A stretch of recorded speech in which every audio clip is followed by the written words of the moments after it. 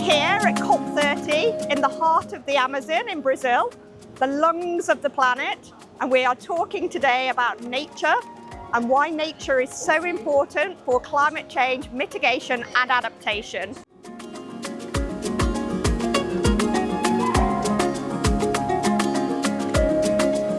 So I think what's excited me about this COP in particular, and I've been working on these issues from a personal perspective for about 20 years now, is really that because we are in the rainforest, in the real heart of Brazil, then you're actually really starting to see nature take a center stage and part of the conversations of why it's so important for climate change mitigation and adaptation. Businesses are just starting to talk about these issues and how holistic they are. So what we're hearing more and more about bringing those all together and really incorporating them in a holistic way into their business models. I think people understand coming to Belém, coming to the forest and seeing it for yourself, how important it is to support nature and that nature and climate are very much interlinked, and therefore if nature and climate are very much interlinked, then so is business. The private sector is definitely supporting the nature-based outcomes in the COP.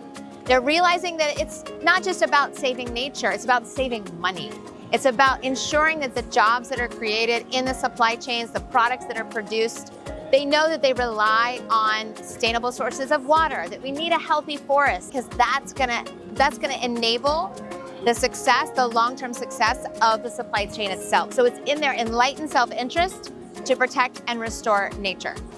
Nature is really the basis of everything we do. Our company is entirely dependent on nature when it comes to our value chain.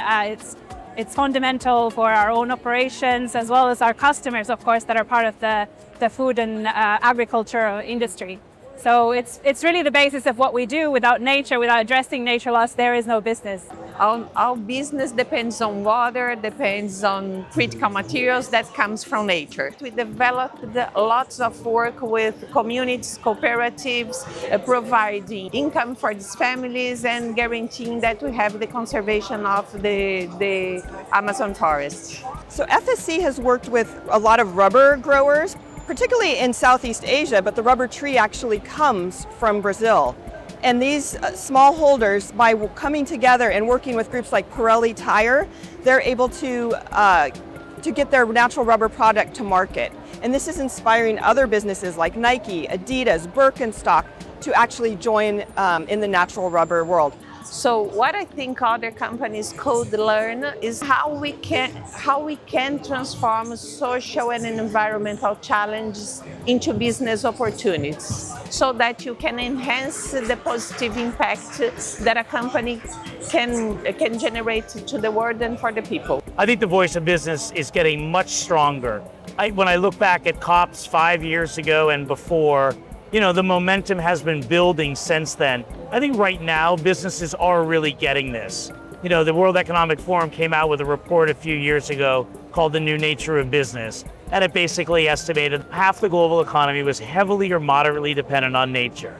So that means businesses need this stuff to move forward. They need to understand where their products are coming from, the impacts and dependencies on the natural world, and how to turn that understanding of impacts and dependencies to good opportunities for them in the future. It's both a risk management strategy and an opportunity creation strategy. And I think they're actually increasingly get it. I'm really excited about the emergence of the bioeconomy on the way to a nature-positive world, and the link between nature and climate here at COP30 that also the Brazilian government is, of course, emphasizing. What that means for businesses is that we have to ensure that our supply chains are resilient, that there's biodiversity built into our key decisions. So all of these things are now reinforced by COP, but as an opportunity. This is becoming a very exciting, probably $1 trillion business industry over the next few decades. For example, China in the new NDC is announced they're going to increase 24 billion cubic meters forestry by 2035. I think it's a very enormous scale. That means opportunities for nature-related investment, to climate finance into nature-related projects, and also the carbon market. So I would see there's huge opportunities. Look, businesses need to be here because fundamentally failing to act on climate is a business risk.